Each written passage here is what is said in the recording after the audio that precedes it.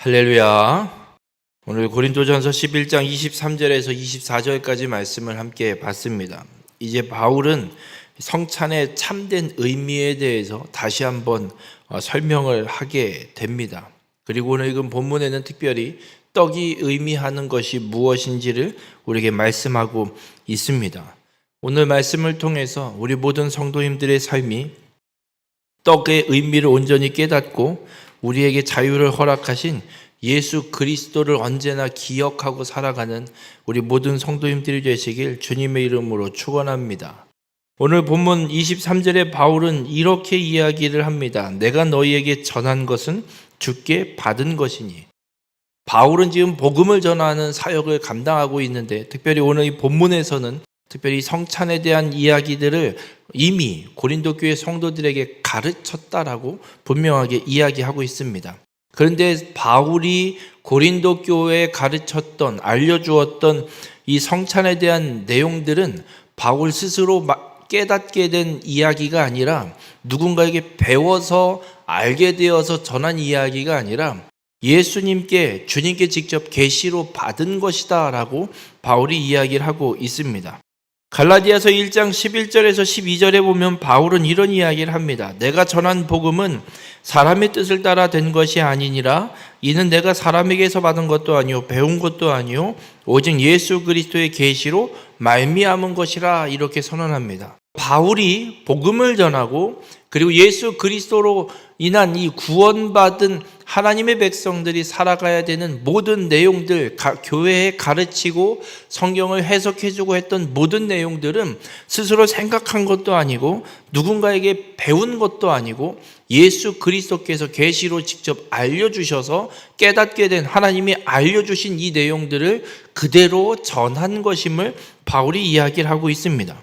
이처럼 성찬에 관한 내용도 바울은 예수님께 계시로 받았고 그리고 고린도 교회에 복음을 전하러 왔을 때 이미 성찬에 관한 모든 내용들을 고린도 교회 성도들에게 가르쳐 주었다라고 분명하게 선언하고 있습니다. 그런데 이 고린도 교회 성도들은 성찬을 행할 때 분쟁과 파당을 만들게 되었고 이것으로 인해 오히려 성찬이 주의 성찬이 아닌 것, 해로운 것으로 만들어 버렸음을 분명하게 이야기하고 있습니다. 우리가 믿음의 삶을 살아가는 가운데 잊지 말아야 될 것은 주님께서는 분명하게 말씀을 통해서 그리고 이 성경에 기록되어 있는 말씀을 통해서 하나님의 뜻을 우리에게 분명하게 가르치시고 말씀합니다.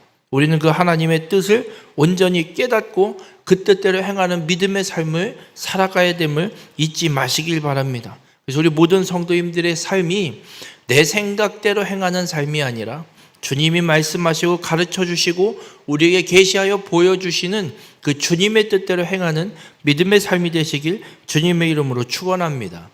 그리고 이제 성찬에 대한 이야기를 시작합니다. 23절에 보면 곧 주 예수께서 잡히시던 밤에 떡을 가지사 이렇게 선언을 하고 있습니다. 성찬을 행한 때를 먼저 이야기합니다. 성찬을 행한 때는 예수님께서 잡히시던 밤에 예수님이 처음으로 성찬을 제정하시고 그 제자들에게 성찬을 어떻게 행하는지를 이야기하고 있음을 말하고 있습니다. 여러분, 예수님은 당신이 언제 십자가에 달려 죽어야 하는지 분명히 알고 계신 분입니다. 제자들에게 너희는 나를 누구라 하느냐라고 물으셨을 때 제자들이 주는 그리스도시요 살아계신 하나님의 아들이십니다라는 고백을 했을 때 그때 비로소 예수님께서 십자가에 죽으시고 다시 부활하실 것에 대해서 제자들에게 가르치기 시작했다라고 성경은 기록합니다.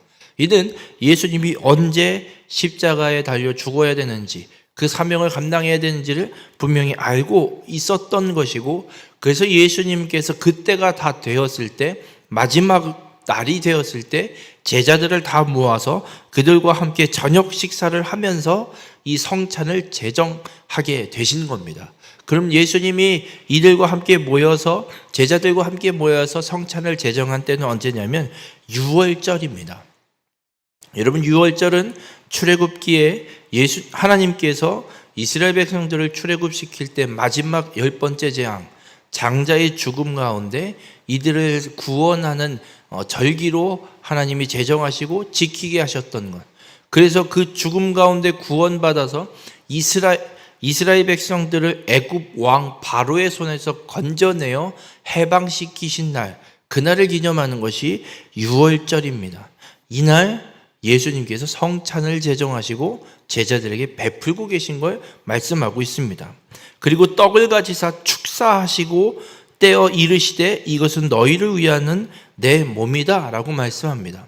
여러분, 축사하셨다라는 말씀, 이 단어는 감사하다라는 뜻을 갖고 있는 단어입니다. 그래서 예수님께서 떡 한 덩어리, 온전한 떡 한 덩어리를 들고 하나님 앞에 감사 기도를 하신 뒤에 떡을 떼어서 제자들에게 나누어 주시기 시작합니다. 떡을 떼어 주었다는 건 떡을 찢어서 제자들에게 나눠 주시는 겁니다. 그러면서 이렇게 말씀합니다. 이것은 너희를 위하는 내 몸이니 라고 말씀합니다. 여러분, 이 위하는 이라는 헬라어 단어가 갖고 있는 뜻은 대신하여라는 뜻을 갖고 있습니다. 예수님께서 온전한 떡 한 덩어리에서 떡을 떼어 주시면서 이걸 먹으라라고 말씀하시면서 이는 너희를 대신하는 내 몸이다 라고 예수님이 말씀하고 있는 겁니다. 무슨 의미냐면 우리는 죄인이기 때문에 죄값은 사망입니다. 우리가 죄값을 치르려면 우리가 마땅히 죽어야 하는 겁니다. 그런데 우리의 죄값을 예수님께서 대신해서 찢겨 죽임 당하시는 것을 이 떡을 떼어 제자들에게 주시면서 그 말씀을 예수님이 하고 있는 겁니다. 여러분, 성찬의 떡을 떼어 그 떡을 받아 먹는 건 나를 대신해 죽으신 예수 그리스도의 그 대속의 은혜를 경험하고 기억하고 그 하나님의 은혜에 참여하게 되는 것임을 우리에게 말씀하고 있는 겁니다. 그러면서 이것을 행하여 나를 기념하라 이렇게 말씀합니다.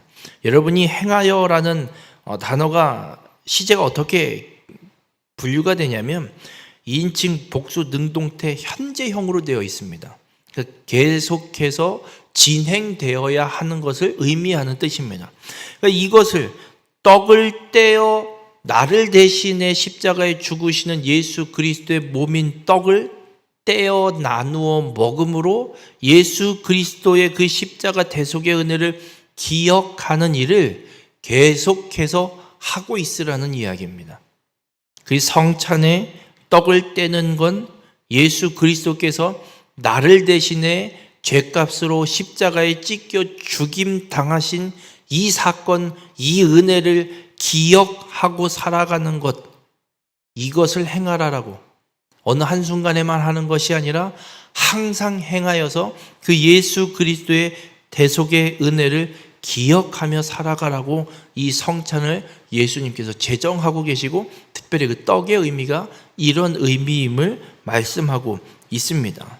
우리 모든 성도님들, 예수 그리스도께서 우리를 대신해 십자가에 죽으심으로 우리를 죄와 사단의 손에서 주님이 우리를 해방해 주셨습니다. 이것을 기억하고 기념하는 것이 성찬의 의미입니다. 우리 모든 성도님들, 우리가 그리스도께서 나를 대신한 그리스도께서 우리의 죄값을 완전히 해결해 주셨음을 잊지 마시길 바랍니다. 우리가 이 사실을, 이 하나님의 대속의 은혜를 잊고 살아간다는 건 예수 그리스도와 상관없는 삶을 살아가게 되는 경우가 펼쳐지게 됨을 분명하게 말씀하고 있습니다. 바라기는 우리 모든 성도님들의 삶이 성찬의 떡을 받을 때뿐만이 아니라 언제나 나를 대신해 찢겨 죽으신 예수 그리스도를 기억하시고 그 대속의 은혜에 감사함으로 하나님께 영광을 온전히 돌려드리는 믿음의 성도님들이 되시길 주님의 이름으로 간절히 부탁을 드립니다. 그래서 우리가 주의 이름으로 무엇인가를 행하는 그 모든 일들이 해로운 것이 아니라 주의 참된 뜻과 이 크신 하나님의 은혜를 온전히 깨닫고 그 주님의 사랑으로 그 일들을 온전히 행함으로 하나님의 영광을 나타내는 참된 믿음의 삶을 온전히 살아가는 우리 모든 성도님들이 되시길 주님의 이름으로 축원합니다.